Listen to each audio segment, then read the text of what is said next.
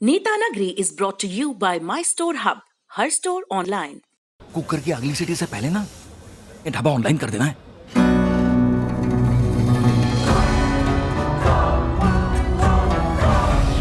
हम हो गए ऑनलाइन। आ गया है माई स्टोर ऐप। ये किसी भी स्टोर को ऑनलाइन करे सिर्फ 15 सेकंड में। माई स्टोर, अब हर स्टोर ऑनलाइन।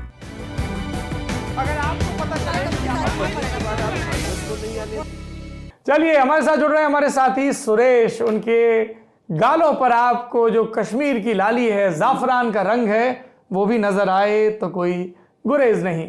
पूछिए निखिल जी, दो नौजवान लोग आपस में संवाद करें, हम श्रोता की भूमिका में रहेंगे। अच्छा सुरेश, डीडीसी इलेक्शंस के साथ में हमने ये एक कोशिश देखी जो एस्टैब्लिशमेंट है उसकी, कि वो नैरेटिव को अब थोड़ा देहात की तरफ ले जाना चाहता है। इससे पहले ये हो रहा था कि जब कश्मीर की बात होती थी तो हम ज़्यादातर अर्बन सेंटर्स की बात कर रहे थे। डाउनटाउन कश्मीर, डाउनटाउन श्रीनगर हो गया, या फिर जो उसके बाकी थोड़े बड़े शहर हैं जहाँ पे हमको ज़्यादा सीरियस प्रोटेस्ट मिलते हैं। सौरभ, तो क्या वो चीज़ आपको ग्राउंड पे एक्शन में दिखी? क्या बीजेपी का जो कैंपेन था वो वाकई देहात में गया, जहां पे जैसा कि वो कहते हैं कि बिल्कुल विकास नहीं किया उनसे पहले किसी ने? जी, वो तमाम सारी चीजें मैं उस पर बात करूंगा। पहले तो जो नैरेटिव हमारे सामने आता है, जो मीडिया में जिस तरह की रिपोर्टिंग होती थी, तो हमें मेनली वही चीजें दिखती हैं। श्रीनगर दिखता है, पुलवामा दिखता है, शोपियां दिखता है, या कोई शहर दिखता है। तो ये मेरे लिए भी पहली बार अनुभव था कि मैं शहरों में भी गया, मैं गाँव में भी गया, और वहां मैंने चीजें समझने की कोशिश की। आपको फर्क सीधा सीधा मालूम चल जाएगा, आपको साफ फर्क मालूम चल जाएगा कि गांव के लोग क्या चाहते हैं, शहर के लोग क्या चाहते हैं, टाउन वाले क्या चाहते हैं, उनकी प्रायोरिटीज क्या है। वो सोशियो इकोनॉमिक जब आप पढ़ते हैं वहां की, तो आपको मालूम चल जाएगा कि कुछ सर्टेन नैरेटिव्स ही हमारे पास आ रहे हैं। असल में चीजें थोड़ी अलग हैं, थोड़ी नहीं मैं कहूंगा बहुत अलग हैं चीजें। मैं इलेक्शन की इस पूरी प्रोसेस पे मैं आता हूँ। जब आर्टिकल हटाया गया, 370 हटाया गया 5 अगस्त 2019 को, उसके बाद से बहुत दिनों तक तो हमारे पास खबरें आती नहीं थी। कश्मीर की ज्यादातर खबरें नहीं आती थी क्योंकि इंटरनेट बंद था, फोन्स भी कुछ दिनों तक बंद रखे गए थे। तो एक सेंस ऑफ सीज था वहां के लोगों में। और जब चीजें नॉर्मल हुई, लॉ एंड ऑर्डर नॉर्मल हुआ, तो सबसे पहले जरूरी ये था कि वहां के लोगों में एक तरह से पॉलिटिकल एम्पावरमेंट का वो सेंस वापस लाया जाए। तो फिर बात आती है डेमोक्रेटिक प्रोसेस की, इलेक्शन शुरू करने की बात आती है। अब इलेक्शन में भी इलेक्शन किस तरह का, क्योंकि एमपीज का इलेक्शन हो चुका है, असेंबली का इलेक्शन आप अभी करवा नहीं सकते, सरपंच का इलेक्शन हो चुका था, डीडीसी का वहां पर ऐसा कोई प्रावधान पहले से नहीं था। और अगर ये डेमोक्रेटिक प्रोसेस में ज्यादा से ज्यादा लोगों को हिस्सा लेना, उनके तक पहुंचाना है, तो इस तरह की प्रोसेस शुरू करनी थी जिसमें लोग खुद को इन्वॉल्व माने। उनको ऐसे नहीं लगे कि हमें एक तरह से सीज है यहाँ पर, वो उस डेमोक्रेटिक प्रोसेस का खुद को हिस्सा माने। तो उस लिहाज से मुझे लग रहा है कि जो देश के बाकी हिस्सों में जो चुनाव होते हैं, उससे हमें कश्मीर के इस चुनाव को थोड़ा अलग देखना चाहिए। क्योंकि 370 हटाने के बाद, स्टेटहुड खत्म करने के बाद और जम्मू एंड कश्मीर के 2 हिस्से करने के बाद ये चुनाव हो रहा था। अब मैं चुनाव में लगभग मैं 10 माह चुनाव में रहा, और जो चीजें मैंने देखी मैं उसके बारे में मैं बताना चाहता हूँ। पहले मुझे ये लग रहा था कि शायद लोग उस तरह से पार्टिसिपेट इस चुनाव में नहीं कर रहे होंगे, क्योंकि वहां की जो मेन स्ट्रीम पॉलिटिकल पार्टीज थी वो भी कह रही थी कि 370 को लेकर लोगों में बहुत नाराजगी है, कई तरह की चीजें हैं। पर पहली बार मुझे, क्योंकि मैं वीएलए से भी देखता रहा हूँ कश्मीर के, लेकिन पहली बार मुझे दिखा कि वहां लोग बहुत ही इन्वॉल्व होकर एकदम इलेक्शन में हिस्सा ले रहे हैं। मैं रैलीज में भी गया। मैं आपको थोड़ा सा अंतर बताने की कोशिश करूंगा। 2019 में लगभग 15 मार्च था शायद, 15 मार्च 2019 को इंडियन एक्सप्रेस के फ्रंट पेज पे एक फोटो छपती है, जिसमें कुछ रैली में, बीजेपी की रैली थी, उसमें कुछ लड़के बैठे थे और वो अपना चेहरा छिपा रहे थे। उस फोटो का कैप्शन भी मुझे याद है, हाइड एंड सीक। तो पहले जो बीजेपी की रैली में भी जो लोग आते थे, वो अपना चेहरा छिपाने की कोशिश करते थे। कई सारे बाइकआउट के कॉल्स होते थे। लोग उस तरह से खुलकर इलेक्शन में हिस्सा नहीं ले पाते थे। इस बार मैंने बीजेपी की रैली में भी गया, और जिस तरह से देश के किसी और हिस्से में बीजेपी की रैली में जिस तरह का जोशो खरोश है, नारेबाजी दिखती है, तो वो चीजें दिखी। इस बार बाइकआउट का कोई कॉल नहीं हुआ। अगर कोई इलेक्शन में वो या वोटिंग में हिस्सा नहीं लेने आया, तो वो अपनी मर्जी से आया। किस तरह का कोई पॉलिटिकल प्रेशर या फिर हुर्रियत का कोई दबाव या वो सारी चीजें मुझे नहीं दिखी। सुरेश, आप ये जो सब बातें बता रहे हैं ये काफी दुरुस्त हैं, और इसलिए भी मुझे एक व्यूअर के तौर पर, अगर मैं ईमानदारी से कहूं, apart from being your colleague, दुरुस्त लग रही है, क्योंकि आप जमीन पर जाकर और लोगों से बात कर, और ये लोग सिर्फ श्रीनगर के या डल लेक के इर्द गिर्द के या कुछ और जगहों के लोग नहीं है, जो इंटीरियर के लोग हैं, चाहे कुपवाड़ा हो, चाहे पुलवामा हो, दूसरे इलाके हों। मैं ये जानना चाहता हूं, निखिल, मैं आपसे भी चर्चा कर रहा था इस पर, कि कश्मीर में एलजी या गवर्नर के लेके जो अपॉइंटमेंट होते रहे हैं, कि अक्सर वहां पर या तो ब्यूरोक्रेट्स को भेजा जाता रहा है, या फिर रिटायर्ड आर्मी ऑफिसर्स को। कभी कभार ऐसा होता है कि इस तरह की पॉलिटिकल क्राइसिस को सुलझाने के लिए जो गवर्नर भेजा जाए वो पॉलिटिकल आदमी हो। जैसे याद करिए 1985 में आपके स्टेट एमपी के निर्वाचित मुख्यमंत्री अर्जुन सिंह चुनाव जीतते हैं, शपथ लेते हैं, अगले दिन इस्तीफा देते हैं और पंजाब जाते हैं। उसी तरीके से आप देखिए कि मनोज सिन्हा को एलजी बना के भेजा जाता है। मुझे लगता है कि जब आप किसी समस्या का पॉलिटिकल सॉल्यूशन खोजते हैं तब आप इस तरह के मूव लेते हैं। It's a good move. देखिए बहुत व्यवहारिक तौर पर आप देखें, जब कोई ब्यूरोक्रेट एलजी या गवर्नर बना हुआ है तो ब्यूरोक्रेट के अपने एक प्रोटोकॉल रहे जिनका वो आदी रहा है। He is not people's person, ना उसका स्ट्रक्चर वैसा है। Same thing applies on army officers retired. लेकिन जो एक पॉलिटिशियन है जो सुबह से लेकर रात तक मिलता है, हम अपने घर पर मित्रों से बात कर रहे थे तो हमारी पत्नी ने कहा आपको बहुत इस तरह के फोन आते रहते हैं साहब, यहाँ ये दिक्कत वहाँ ये दिक्कत। तो मैंने कहा ये तो गनीमत है, मैं पत्रकार हूँ तो इतने कम आते हैं, आप नेताओं की सोचिए। वो सुबह 6 बजे दफ्तर बैठे हैं और रात के 12 बजे तक तो उनको यही कॉल आते रहते हैं कि साहब हमारा लाइसेंस नहीं बना, साहब हमें फलानी जगह परेशान कर रहे हैं, हमारी खसरा खतौनी में ये दिक्कत, तहसील में ये दिक्कत, एसडीएम में ये दिक्कत, थाने में ये दिक्कत, ट्रांसफर करवा दो, पोस्टिंग करवा दो, छुट्टी दिलवा दो, झगड़ा हो गया, पंचायत करवा दो, सुबह से रात तक। So politicians by training are peoples person. तो अगर एक कोई पॉलिटिकल फेलो वहां पर जाता है तो जब अलग अलग पॉलिटिकल एलिमेंट्स उनको अप्रोच करते हैं सो दे फील मोर कंफर्टेबल। और आई एम श्योर मैंडेट भी उस तरह का दिया गया हो, क्योंकि कौन जीता कौन हारा, कौन जम्मू की पार्टी कौन कश्मीर की पार्टी, ज्यूरी इज आउट। लेकिन कश्मीर में एक डेमोक्रेटिक प्रोसेस शुरू हुआ है, बिल्कुल हुआ है। ये बहुत इंपॉर्टेंट है इंडियन स्टेट के लिए, गवर्नमेंट के लिए, हर तरह से कि शुरू हुआ। 40-50% आए, कहीं 5% आए, 10% आए, लेकिन सिक्योरिटी के पॉइंट ऑफ व्यू से आप देखें कितना बड़ा रिस्क रहता है। और पार्टिसिपेशन, जैसा सुरेश ने कहा, जो आप बात कह रहे थे सौरभ, उसी से जुड़ती हुई बात है। वरिष्ठ पत्रकार शेखर गुप्ता वो कट द क्लटर करते हैं, मैं उनको फॉलो करता हूँ, काफ़ी कुछ सीखने का होता है मेरे जैसे यंग लोगों के लिए उसमें। तो उन्होंने उनका एक वॉक द टॉक को वो कोट करते हैं अपने 7 अगस्त 2020 के कट द क्लटर में। वो कहते हैं सैफुद्दीन सोज से उनकी बात हो रही थी, तो सैफुद्दीन सोज से वो पूछते हैं आपको क्या लगता है प्रॉब्लम क्या है, और सैफुद्दीन सोज बताते हैं कि आप लोगों ने जो एस्टैब्लिशमेंट है उसने अब तक के हमको एजेंसी वाले हाथ से डील किया है हमेशा। मतलब हमेशा आपकी एजेंसीज आउट, मतलब या तो आप स्पाइस भेजेंगे या तो स्पूक्स, आईबी, आर्मी, और वहां आप श्रीनगर में यूनिफाइड अभी तो आ रहे हैं, सुरेश जी ये बताएंगे अगर इनकी मुलाकात हुई होगी तो। श्रीनगर में मतलब जो सीएमओ है उससे ज्यादा वहां जो सेक्रेटेरिएट है वो मजबूत होता है जहां बैठता है यूनिफाइड कमांड। और यूनिफाइड कमांड में आपकी खुफिया एजेंसीज होती हैं, उसमें आर्मी के लोग जाते हैं, उसमें बीएसएफ के लोग आते हैं, तो और उसी को वो प्रॉब्लम की तरह लोकेट करते हैं। और वो इसीलिए जब मनोज सिन्हा आते हैं तब उसको काफी उम्मीद की नजर से देखा जाता है कि ये सिर्फ बीजेपी की स्ट्रैटेजी के तरह नहीं लेना चाहिए हमको। जो इंडियन स्टेट ने जो परंपरा रही है अभी तक के, कि हमने जब हमें ऐसा लगा है कि ये प्रॉब्लम पॉलिटिकली एड्रेस हो सकती है तब हम वहां पे पॉलिटिशियंस भेजते हैं। और इसीलिए, और मनोज सिन्हा का जाना इसीलिए बड़ा वेलकम चेंज है। और मनोज सिन्हा आप देखिए वो जिस भी पार्टी से आते हैं उनको लेकर के क्या इमेज है, लेकिन जब वो जाते हैं उन्हें एक फेक एनकाउंटर की खबर मिलती है, वो 3 किलोमीटर पैदल चलते हैं और घर पहुंच के सांत्वना देते हैं, जूते उतार के मोजे में, वो तस्वीर आपको देखनी चाहिए। तो उस तरह का outreach this shows the sensitivity. भाई मैंने कहा ना, आप बाय ट्रेनिंग। और दूसरी चीज निखिल, मैं ये भी कहूंगा कि ये नरेंद्र मोदी की तरफ से उनको पॉलिटिकल मैंडेट भी दिया गया होगा। He can't act on his own. तो इसके लिए भी आपको केंद्र को वो क्रेडिट देना होगा कि they are looking for a political solution. और दूसरी चीज क्रेडिट देना होगा नेशनल कॉन्फ्रेंस और पीडीपी को। मैं उमर अब्दुल्ला के पहले के इंटरव्यू पढ़ रहा था, ही वाज वेरी डिसइल्यूजन्ड। साहब समझ में नहीं आ रहा कि हम लोगों से कहते थे कि ये हमारा स्टेट है ऐसा, और ऑल ऑफ अ सडन ये फैसला ले लिया गया, तो how should we respond. But the good sense prevailed और उन्होंने एक गुपकार अलायंस बनाया। अब वो पॉलिटिकल बयानबाजी, कोई उसे ज्ञान कह रहा है, कोई कह रहा है कि साहब फॉर ये वो, लेकिन उन्होंने पार्टिसिपेट किया, ये बड़ा इंपॉर्टेंट था। आप सोचिए कि अगर सिर्फ बीजेपी और कांग्रेस वो चुनाव लड़ते तो उसके कोई मायने ज्यादा थे, मायने नहीं होते। और बाहर हमको क्या क्या सुनना पड़ता है हिंदुस्तान से बाहर कि भैया जो आपके स्पेशली वैली की जो पार्टीज हैं वो कहाँ। ये एक डेमोक्रेसी है और लोग अपने अपने हिसाब से पार्टियां बनाते हैं, अपनी अपनी पॉलिटिक्स करते हैं, उसमें किसी को अछूत मानने की मुझे नहीं लगता कोई जरूरत है। अब मैंने जैसा पहले कहा था कि 2 नौजवान साथी हैं, वो कश्मीर पर चर्चा करें, मैं श्रोता की भूमिका में रहूंगा। ठीक है, श्रोता की भूमिका में आप रहिए। सुरेश, अब हम मैंडेट पे बात करना चाहते हैं। हमने जब हम मीडिया कवरेज देख रहे थे कश्मीर की और जम्मू की भी, हमें ऐसा लग रहा था कि बीजेपी के अलावा कोई और पार्टी चुनाव लड़ नहीं रही है। जो गुपकार अलायंस था उसका कहना था, उन्होंने सरकार पर इल्ज़ाम लगाया कि आप हमको चुनाव लड़ने नहीं दे रहे हैं।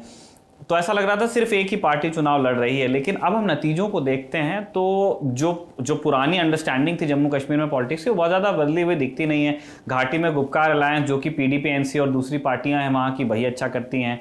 जम्मू में जो पुराना स्ट्रॉन्ग होल्ड माना जाता है बीजेपी का, वो वहाँ पे अच्छा करते हैं। तो बहुत कुछ बदला है, लेकिन बहुत कुछ नहीं भी बदला है। आप कैसे देखते हैं इन नतीजों को? देखिए, जब हम इलेक्शन में घूम रहे थे वहां पर वोटिंग काउंटिंग होने से पहले भी तो चीजें क्लियर थी। हमें साफ मालूम चल गया था कि बीजेपी का इतना दिख रहा है या गुपकार अलायंस का इतना दिख रहा है। मैं सारे वोटर्स को मैं 3 हिस्सों में बांटना चाहूंगा। एक तो वो जिन्होंने वोट नहीं डाला, बड़ा फीसदी वो है, आधे से ज्यादा लोग। फिर आता है वो वोटर्स जिन्होंने गुपकार अलायंस को वोट किया, और फिर तीसरा जो जिन्होंने बाकी को वोट किया, जिनमें बीजेपी और इंडिपेंडेंट्स हैं। अगर आप मोटा जी इंडिपेंडेंट पे है। और निखिल जी, मेरे ख्याल से आप पहली बार शायद आपको कोई ऐसा पुराना इलेक्शन नहीं मिलेगा जिसमें इंडिपेंडेंट्स को सबसे ज्यादा वोट मिले हैं। लार्जेस्ट पार्टी से भी ज्यादा वोट इंडिपेंडेंट्स को यहाँ पर मिले हैं। और पीडीपी जो पार्टी है उससे भी ज्यादा जी उतनी सीट्स मिली हैं। और अगर वोटिंग टोटल वोट्स की बात करें तो करीब करीब उनको 8 लाख वोट मिले हैं। 8 लाख से ज्यादा वोट मिले हैं। जो लार्जेस्ट पार्टी है बीजेपी, सिंगल लार्जेस्ट पार्टी, उससे भी ज्यादा वोट इंडिपेंडेंट्स को मिले हैं। अब बात यह है कि इनको हम किस तरह डिकोड करना चाहिए हमें। जो उपकार अलायंस था, उनका कोर डिमांड था कि हम 370 के इशू पर चुनाव लड़ रहे हैं।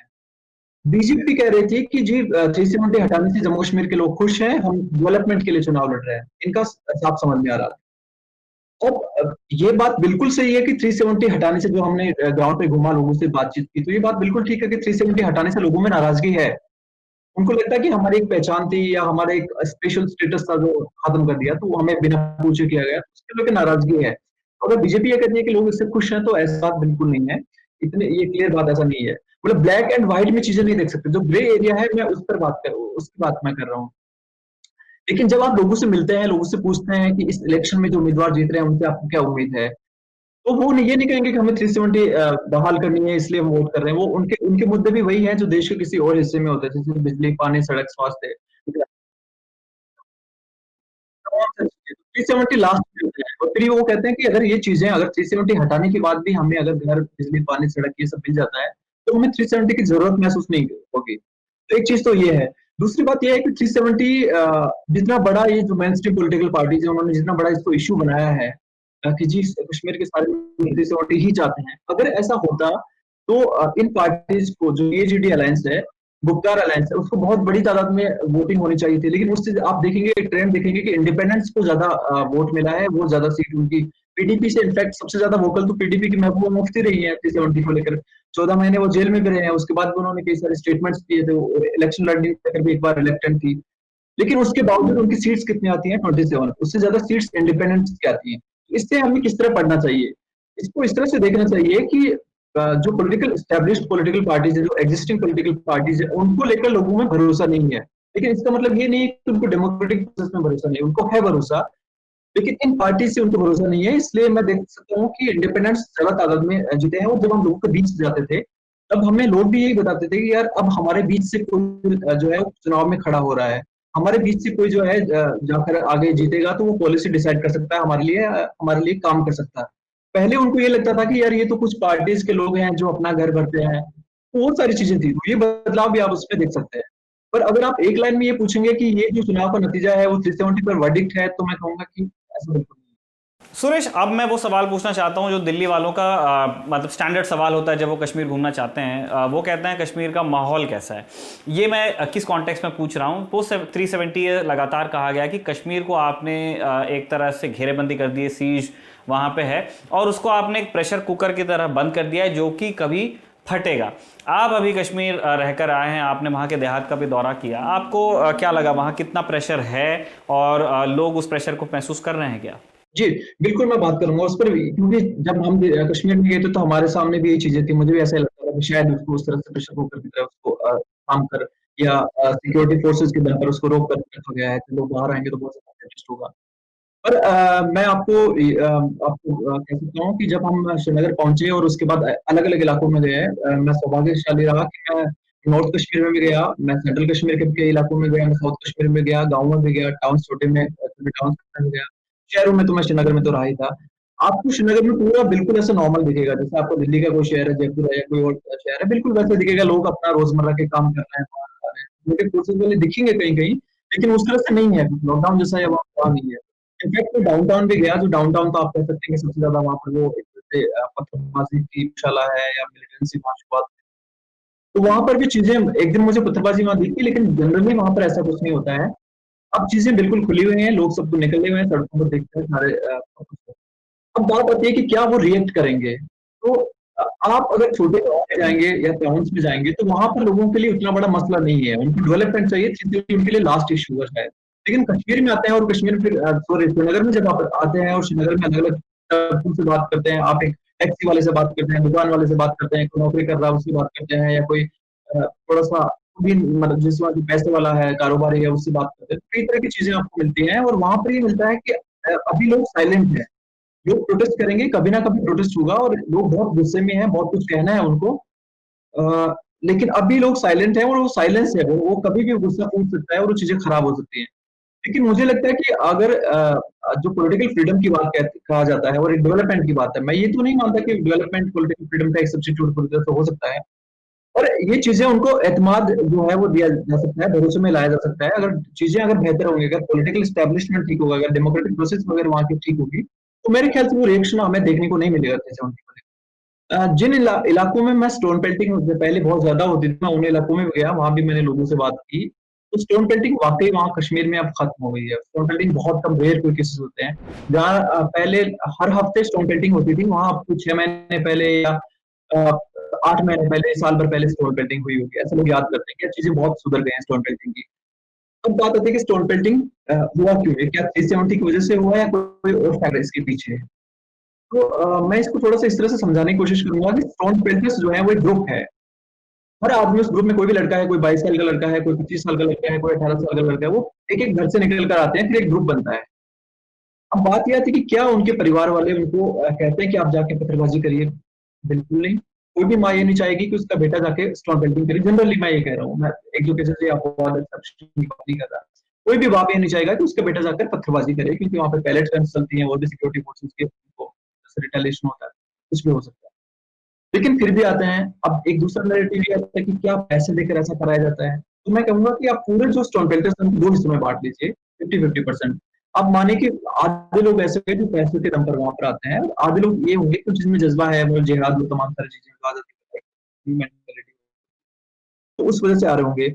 अब स्टोन पेल्टिंग का जो वो 5 अगस्त थोड़े से पहले ही बंद हो गया था, थोड़ा कम हो गया था। आपको एक घटना याद होगी, फरवरी 2019 जमाते इस्लामी कश्मीर जो है उस पर बैन लगाया था सरकार ने, 5 साल उसको बैन कर दिया था। उसका एक बड़ा रोल उसमें पत्थरबाजी में माना जाता था कि मोबिलाइजेशन वो लोग करते हैं, फंडिंग भी वो लोग इकट्ठा करके जो है स्टोन पेल्टिंग बांटते हैं। तो वहां के बाद से चीजें जो है थोड़ी सी कम हो गई है स्टोन पेल्टिंग, और 5 अगस्त 2019 के बाद चीजें बहुत सुधर गई हैं, स्टोन पेल्टिंग अब बिल्कुल नहीं हो रहा है।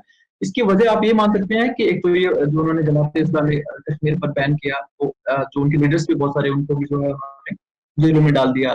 तो एक तो मोबिलाइजेशन नहीं होता, दूसरी बात अब जो है गवर्नमेंट स्ट्रिक्ट हो गई है। पहले क्या होता था कि स्टोन पेल्टिंग में पुलिस ने किसी को पकड़ लिया, 2-4 लोगों को पकड़ लिया, थाने में उसको बंद कर दिया, 2-4 दिन बाद जो है कहने पर किसी केस वापस हो दिया। अब ऐसा नहीं होता है, स्टोन पेल्टर्स को या किसी उनके लीडर्स को पकड़ा जाता है तो उनका पीछे लगा देते हैं और उनको कश्मीर की जेल में नहीं, बाहर के इलाकों में भेज देते हैं।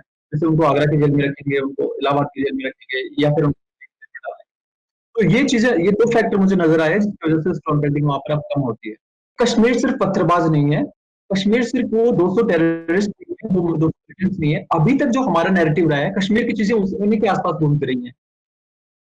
कश्मीर के उस गांव में हम गए जहां पर जो एक दलित है, जो उसने बताया कि शेख उनको कहते हैं, वो मोची है, जो बनाने का काम करता है, उसको जो उसके साथ जो छुआछूत होता है, उसको जो धक्करों से भगा दिया जाता है, उसने खुद मुझे बताया, कहानी बताई वहां के लोगों ने। वो चीजें हमने कभी देखी नहीं थी कश्मीर की, वो चीजें मतलब हम सोच ही नहीं सकते कि कश्मीर में ऐसा होता होगा। कश्मीर के उस घर में हम गए जहां पर एक घर में 10 बाई 10 का घर था, उसमें 6-7 लोग या 8 लोग जो है परिवार के पूरे, उनको सोना पड़ता है क्योंकि उनके पास रहने की जगह नहीं है। कश्मीर के उन परिवारों से मिले जिनका बच्चा इसलिए मर जाता है क्योंकि वहां पर अनहाइजेनिक कंडीशन है, सांस लेने के लिए जगह नहीं है। कश्मीर के उन लोगों से भी हम मिले जिनके पास वो दशकों से, सदियों से वहां रह रहे हैं, उनके पुरखे वहां रह रहे हैं, लेकिन अब भी उनके पास अपने रहने का घर नहीं है, अपने रहने की जमीन नहीं है। तो ये चीजें हमें कश्मीर की नहीं दिखती है, और मुझे लगता है कि हम सिर्फ जो है इसी चीज से एंगेज रखते हैं खुद को, पत्थरबाजी, मिलिटेंसी